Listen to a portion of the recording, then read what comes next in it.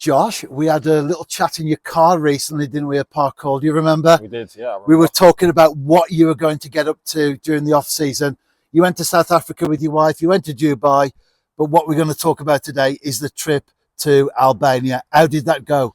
Yeah, it was an amazing experience, Revs. It was my second mission trip. I went with a bunch of other football players. We're part of a charity sort of organisation called the F3. All of us being football players from different parts of the globe and different clubs and come together. We host calls every Friday and just sort of have prayer, Bible study. But every off season, what we like to do is go away to various places and do a bit of mission work. And this year we decided to go to Albania, which I'll probably get into in this little sort of interview.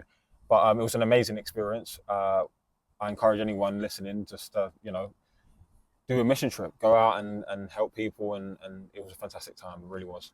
And you've been to Romania before. How did you find Albania in terms of what you expected? Did going to Romania initially help you to settle in perhaps a little bit more easily? Yeah, definitely. I think once you when we went to Romania a few years ago, you got a feel for what you were, you're meant to be sort of doing.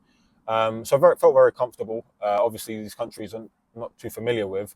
However, they were quite different in terms of Romania. We stayed in sort of a rural area, Roman Gypsy area. And in Albania, we were in the capital, Tirana. So very different. But nevertheless, what we were doing was the same thing, sharing the gospel, doing mission work, helping the local community. So it was it was an excellent time. But yeah, that definitely felt like the first time it sort of prepared me for the second time, if you like. I think you summed it up there nicely, Josh, haven't you, in terms of what the Christian mission is all about, helping people and preaching the gospel. Because in many ways, the two do go together very nicely. You can't just help people without preaching the gospel, otherwise it's good works. But at the same time, sometimes just preaching words without the actions to go with it can be quite shallow and difficult. 100%.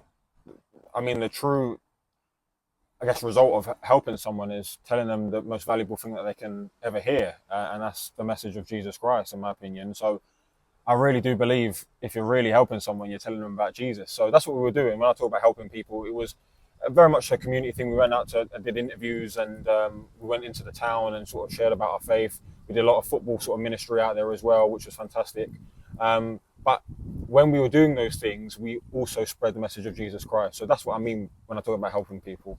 Did you get much rain at all? Because it's starting to come down here, Josh. But we will carry on anyway, regardless, and unless the heavens really do open, and then we might have to call it halt. The weather forecast has gone against us. It wasn't predicting this. But back to Albania, did you see many people come to know the Lord?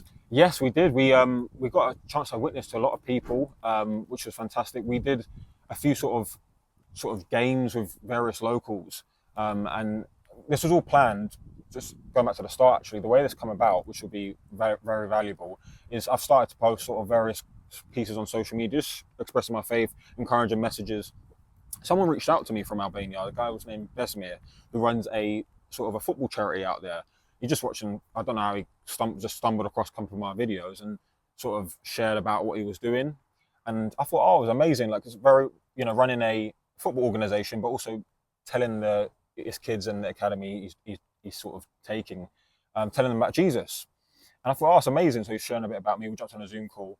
A few weeks later, it turned out that one of my good friends who I go to church with, I think it was God that just had it on his heart. God told him to go to Albania. He posted it on his social media, and I thought to myself, I know a guy out there, and I can sort of connect you guys, so that when you're going over there, because he was going by himself, he doesn't know anyone from Albania. So I connected them both together, and he went out there and started to sort of, he connected with the guy Besmir and started to sort of share his faith to the various people over there. And that's kind of how the connection built. And then obviously the F3 boys, we were looking to go somewhere on a mission trip, and I just sort of said, we can go to Albania. We've got a connection out there. And that's how the sort of, if you like, the partnership came together, and that's how we sort of initially went out there. It was because of this guy who just reached out to me on Instagram. But that led on to, what he was doing, which is obviously sharing the message of Jesus Christ through football, similar to what we're doing. So we went over there and had his guidance. He took us around, and we got plenty of opportunities to do sort of street preaching and just evangelism, just out on the street. We were connected with loads of different football clubs as well, so we went out there and shared our message and told the various people from the football clubs what we were doing over there. We've got opportunity to go to one of the top radio stations out there, Radio 7 Albania, and just share about what we're doing as well. So we've got plenty of opportunities, and just to plant seeds, and that's all you can do, and just plant the seed, and God will make it grow, if you like. So it was a fantastic opportunity, and there's nothing really more fulfilling than telling people about the best thing that they can possibly hear, which is the gospel. So yeah, I would love to go back again. Hopefully we're going back next year as well, which will be good. I love the way it all came together. The world calls it a coincidence. We know that it's a God incidence. The fact that you were all footballers, well, apart from one who was a youth pastor in your group, the fact that you were mostly footballers, do you think that gives you in some ways an insight or an inroad into people's lives that perhaps non-footballing people might not have? Because the world of football is a universal language, and many people do look up to footballers, respect them. And so do you feel that perhaps gave you a very positive platform? Yes, I think, Jesus tells us to testify, and I think we just got to use what we got.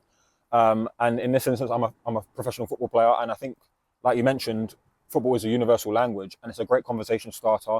People can talk about football for days on end, and it's a fantastic opportunity to testify through football. And a lot of people all around the world, they love football, and whenever they sort of meet a football player, they're always intrigued to know a bit more. So it's a great way of opening up a conversation, but we try and always to lead it back to the gospel, which is the main thing. So yeah, no, I'm blessed to play football, obviously, and it's a great way of definitely grabbing attention and initiating a conversation, and then you can kind of weave in the gospel through that. I've been on many missions myself over the years, and I must say I could write a book, lots of books, a library based on the experiences and the testimonies that I've encountered while being on the mission field. Although, let's mention that as well, the mission field is where we are. It's not just about Absolutely. Going overseas. But from your own perspective of just coming back from Albania, any particular stories that you'd like to share? Yeah, there was one actually. Emilio, he was one of the guys who worked with Besmir in the football academy out there, and he was sort of sharing his testimony. So we got to visit an orphanage where he grew up. He was sort of abandoned as a kid and found this orphanage, and it was a really powerful sort of testimony. He was sharing just how he was sort of left on the street, and obviously this orphanage picked him up. And Besmir came out just sort of, because Besmir, he's a preacher, also runs a football academy, and just went to this orphanage on kind of a whim and started sharing the good news. And from there, he was able to understand who Jesus was, and obviously just the element of he liked to play football as well, and they play football together. And you see where he was, just being an orphan, to now he's sort of leading this academy with Besmir. And I'm thinking to myself, wow, just that is an example of what we're called to do. One of the scriptures talks about suffer the little children not to come unto me, and it's just an opportunity. Whoever really, whether it's young kids or grown adults, him being an orphan, kind of disregarded, but God didn't disregard him, and He had a plan for him. And just him sharing that testimony with me was, I guess, a standout highlight. As you mentioned it, asked me the question of never write anyone off, never count anyone out. Just plant the seed, and God will make it grow. And that testimony there encouraged me to know that there's a dying world out there. There's people that have been disregarded, but God hasn't disregarded them, and it's up to us to be used by God to go and witness to people and tell them about the message of reconciliation, the message of Jesus Christ. And yeah, that was an encouraging moment out there for me, for sure. It's only been a few short weeks since you were in Albania, and obviously, as we know, seeds are sown, and it can take some time for them to come to fruition, a harvest of souls. But in that period since you've been back, have you had any positive feedback of maybe ongoing things that are still happening over there as a result of your visit? Absolutely. So after that we've posted a bit more stuff on social media as well, just sort of sharing about what we've done over there, and got a lot of Albanian people sort of commenting and sort of saying, commenting, oh, that's brilliant work you're doing, this country, predominantly sort of Muslim country, but This country needs Jesus. So I got a lot of positive messages through social media and just sharing about what we've done, which has been very encouraging. It's also interesting as well because where we're playing in our first Champions League qualifiers in Montenegro, and that's not too far from where we stayed. So a lot of the team out there are going to come and watch the game, which is nice as well. So yeah, it's been brilliant. We're interacting with people, and it's not only for people out there in Albania, but for more people back home to see what we're doing, and just sharing a little bit about what we're doing, and it's encouraging other people to do the same thing. And we're excited, obviously, to continue that relationship that we've built, and hopefully go back next year. But it's definitely a start of a work, and I definitely believe God's moving out in Albania, and I don't think it was a coincidence how we sort of this come about. So I'm really excited to see what God's got in store and all the lives that are going to be transformed just from this sort of relationship that we started. So we'll see how it goes, but so far it's been encouraging. Fantastic, Josh. We'll be in Montenegro, as you say, shortly. Let's hope that we can connect with them. Let's get some of them together. We'll have a little chat with them, talk to them, get some footage of them, of course, out there.